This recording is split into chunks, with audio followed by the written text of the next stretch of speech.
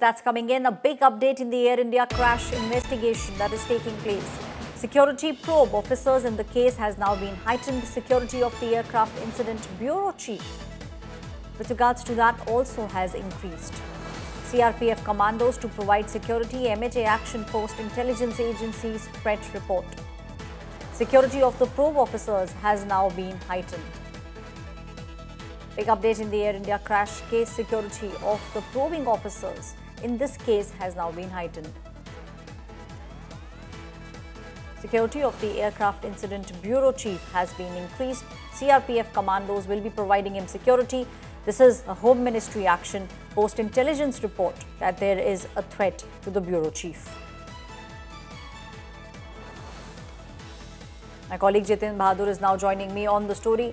जितेंद्र जी, ये बहुत बड़ी खबर है। सीआरपीएफ कमांडो सिक्योरिटी प्रोवाइड करेंगे। अगर आप बता सकते हैं कि इंटेलिजेंस रिपोर्ट ने क्या इस समय बताया है एमएचए को? देखिए, जो खुफिया जानकारी मिली थी कि थ्रेट परसेप्शन हो सकता है, जो एयरक्राफ्ट एक्सीडेंट इन्वेस्टिगेशन ब्यूरो के हेड हैं, जो डायरेक्टर जनरल हैं, जीवीजी युगांधर इनका नाम है, और एमएचए ने इसी वजह से जो आईबी की थ्रेट परसेप्शन रिपोर्ट थी उसके आधार पर ये सिक्योरिटी बढ़ाई है। एक्स कैटेगरी की सिक्योरिटी इनको दी जा रही है, क्योंकि पूरे मामले में जो अहमदाबाद प्लेन क्रैश हुआ था उसकी जो कमेटी बनाई गई थी उसकी जांच इनके द्वारा किया जा रहा है।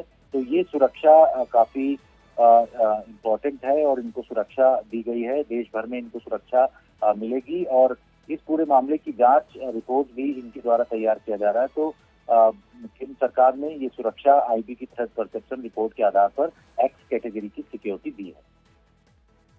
जी जितेंद्र, सारी जानकारी देने के लिए बहुत बहुत शुक्रिया। My colleague also pointed out that there was a specific intelligence report that has been submitted with the Ministry of Home Affairs. According to this report, there is a big security threat to the bureau chief of the aircraft incident that took place. So the bureau chiefs and all those officers who are investigating this air crash, the security has now been heightened.